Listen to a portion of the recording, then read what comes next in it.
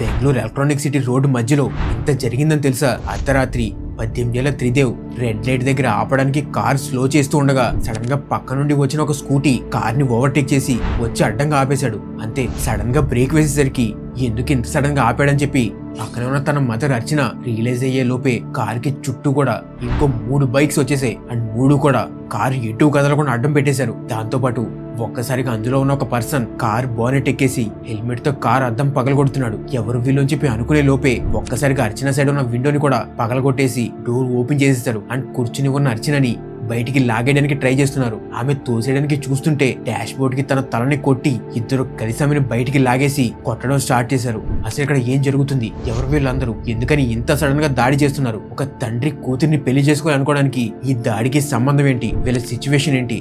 ఇప్పుడు ఏం జరగబోతుంది తెలియాలి అంటే ఇప్పుడే కింద లింక్ ని క్లిక్ చేసి ఫుల్ వీడియోని చూసేయండి. అండ్ తెలుగులో మంచి రియల్ క్రైమ్ థ్రిల్లర్స్ కోసం చూస్తుంటే మన ఛానల్ ని సబ్స్క్రైబ్ చేసుకోండి. ఇప్పుడు టైం లేదంటే సేవ్ చేసుకుని తర్వాత ఒకసారి చెక్ చేయండి. చాలా వీడియోస్ ఉన్నాయి, వీడియోస్ చాలా బాగుంటాయి అండ్ మీకు ఖచ్చితంగా నచ్చుతాయి.